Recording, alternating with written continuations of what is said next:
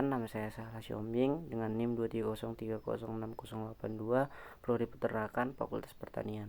Nah, di sini saya akan menjelaskan tentang tugas dari Bu Tati Vidianasari yang menjelaskan tentang metabolisme lipid. Yang pertama, skema yang menjelaskan proses degradasi lipid. Gambarnya seperti ini. Nah, penjelasannya, lipid yang terabsorpsi dari makanan akan mengalami hidrolisis oleh enzim lipotik menjadi asam lemak bebas. Yang kedua, asam lemak bebas kemudian mengalami oksidasi oleh enzim oksidatif menjadi asam lemak jenuh dan tidak jenuh rantai pendek. Yang ketiga, asam lemak rantai pendek mengalami rantai oksidasi untuk membentuk asetil CoA. Yang keempat, asetil CoA memasuki siklus Krebs atau siklus asam sitrat untuk menghasilkan ATP yang merupakan sumber energi utama bagi sel. Nah, skema ini menggambarkan jalur utama degradasi lipid dalam tubuh untuk menghasilkan energi melalui serangkaian reaksi enzimatik. Gambarnya. Baik, berikutnya adalah penjelasan yang lebih lengkap terkait skema biosintesis asam lemak. 1. Asetil CoA berasal dari oksidasi karbohidrat, lemak atau protein dalam metabolisme sel. Asetil CoA merupakan unit dasar pembentukan asam lemak. Yang kedua, malonyl CoA dibentuk dari asetil CoA melalui reaksi yang dikatalisis oleh enzim asetil CoA karboksilase. Yang ketiga, asam lemak sintase merupakan kompleks enzim yang mengkatalisis pembentukan asam lemak jenuh rantai panjang dari asetil CoA dan malonyl CoA melalui siklus reaksi kondensasi. Yang keempat, hasil utama dari reaksi yang dikatalisis oleh asam lemak sintase adalah asam palmitat C16/0 yang merupakan asam lemak jenuh dengan 16 atom karbon. Yang kelima, asam palmitat dapat mengalami elongasi rantai karbon melalui serangkaian reaksi yang dikatalisis oleh enzim elongase. Hasilnya adalah asam lemak jenuh dengan rantai karbon yang lebih panjang seperti asam stearat C16/0 dan asam karbohidrat C20/0. Asam lemak jenuh yang keenam adalah asam lemak jenuh rantai panjang dapat mengalami desaturasi atau pemasukan ikatan rangkap melalui reaksi yang dikatalisis oleh enzim desaturase, yaitu proses ini menghasilkan asam lemak tidak jenuh seperti asam oleat. Asam oleat C18/2 dan asam linolet C18/3. Nah, yang ketujuh, selain melalui desaturasi, asam lemak tidak jenuh juga dapat dibentuk melalui proses B-oksidasi terbalik yang terjadi dalam mitokondria. Proses ini memanfaatkan enzim-enzim yang terlibat dalam B-oksidasi asam lemak, tetapi dengan arah reaksi yang terbalik. Nah, biosintesis asam lemak ini terutama terjadi di hati dan jaringan adiposa atau lemak.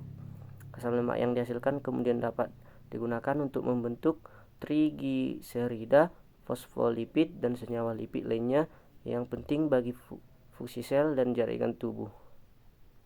Selain itu, beberapa asam lemak tidak jenuh seperti asam linoleat dan asam linolenat merupakan asam lemak esensial yang tidak dapat disintesis oleh tubuh manusia dan harus diperoleh dari makanan.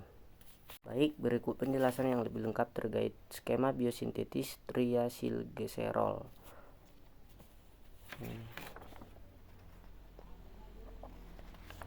Itu asam lemak. Asam lemak jenuh dan tidak jenuh dapat berasal dari diet atau disintetis dalam tubuh melalui jalur biosintetis asam lemak. Asam lemak ini akan digunakan dalam pembentukan triagliserol.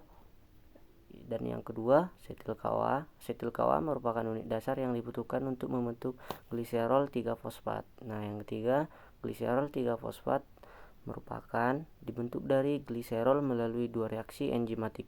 Yang pertama, gliserol difosforiasi oleh enzim gliserol kinase menjadi gliserol 1-fosfat. Nah, yang kedua, gliserol 1-fosfat kemudian juga menjadi gliserol 3-fosfat oleh enzim gliserol 3-fosfat dehidrogenase. Yang keempat, asam lemak sintase atau kompleks glisin fosfat. Kompleks enzim asam lemak sintase mengkatalisis penggabungan dua molekul asam lemak dengan gliserol 3-fosfat untuk membentuk asam fosfatidik. Nah, yang kelima, asam fosfatidik. Asam fosfatidik adalah fosfogliserida yang terbentuk dari penggabungan dua molekul asam lemak dengan gliserol 3-fosfat. Nah, yang keenam, defosforilasi. Enzim fosfatase asam fosfat memediasi defosforilasi asam fosfatidik dengan memindahkan gugus fosfat menghasilkan diasiglycerol. Nah, diasiglycerol yang ketujuh itu yang terdiri dari gliserol dengan dua gugus asam lemak yang terikat. Yang ke-8, asilasi akhir. Enzim asil KOA diasilgliserol asilranfirase mengkatalisis asilase akhir dengan menambahkan satu molekul asam lemak bagi pada diasilgliserol menghasilkan triasilgliserol. Nah, yang ke-9, triasilgliserol merupakan lipid utama penyimpanan energi dalam tubuh, terdiri dari gliserol dengan 3 gugus asam lemak yang terikat. Nah, beberapa poin tambahan, komposisi asam lemak pada triagliserol dapat bervariasi tergantung jenis asam lemak yang tersedia dan preferensi enzimatik. Biosintesis triagliserol terutama terjadi di hati dan jaringan adiposa atau lemak.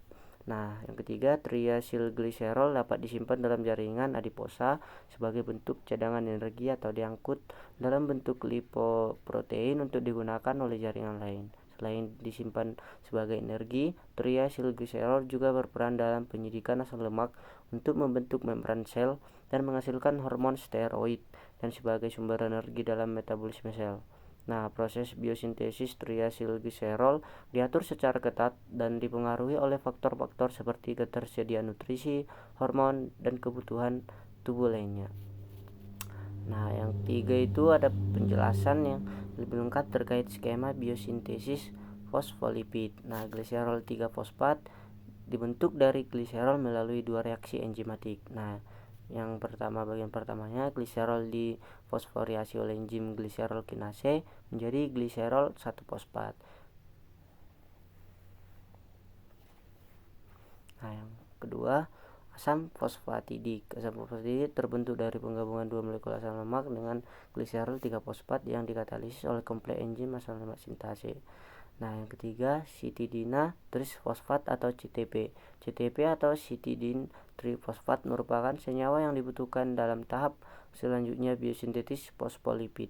Nah, yang keempat, CDP, diasilgliserol sintase. Enzim CDP, diagliserol sintase, mengkatalisis reaksi di antara CTP dan asam fosfatidik untuk membentuk CDP diasilgliserol. Reaksi ini memerlukan ion Mg2+ sebagai kofaktor. CDP diasilgliserol merupakan prekursor utama dalam biosintesis fosfolipid. Yang keenam, fosfattransferase spesifik.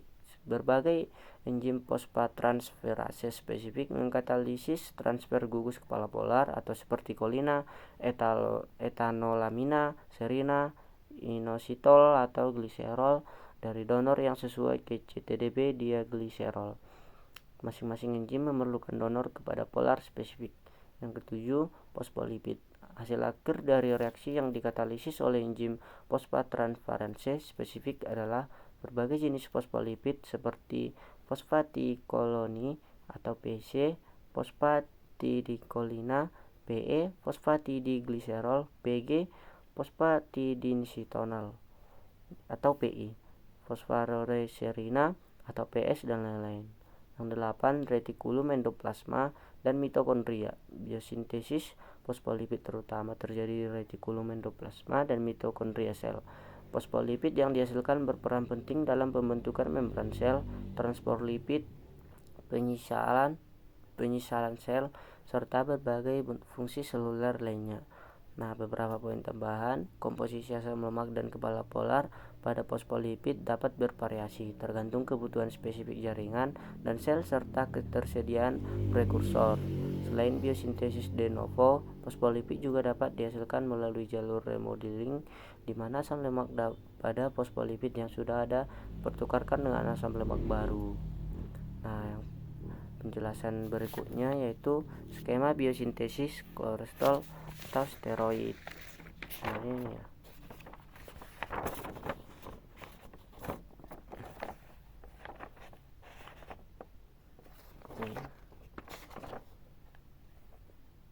Nah, asetil CoA.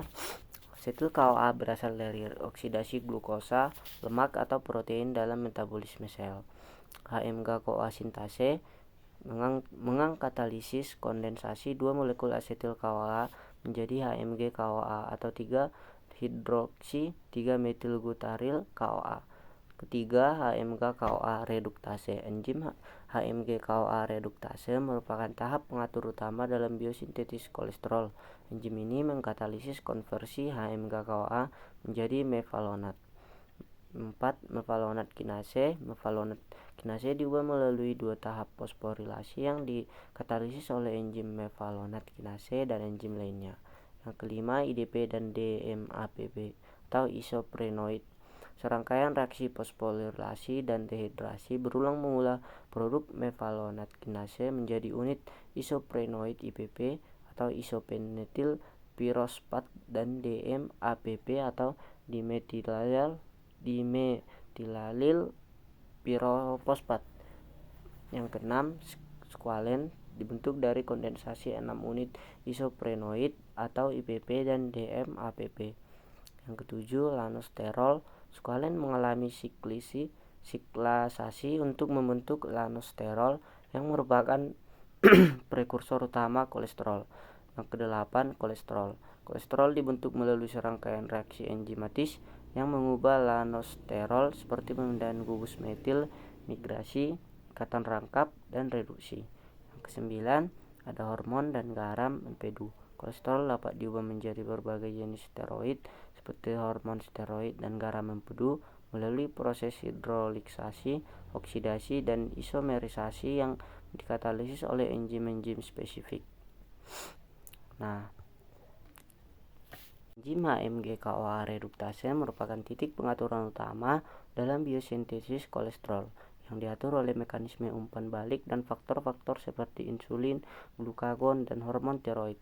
Yang kedua, steroid seperti hormon steroid atau kortisol, aldosteron, testosteron, estrogen, dan lain-lain berperan dalam mengatur berbagai proses fisiologis seperti metabolisme pertumbuhan, perkembangan, reproduksi, dan respon terhadap stres. Yang ketiga, garam empedu atau asam folat yang membantu dalam proses pencernaan dan penyerapan lemak dalam sistem pencernaan.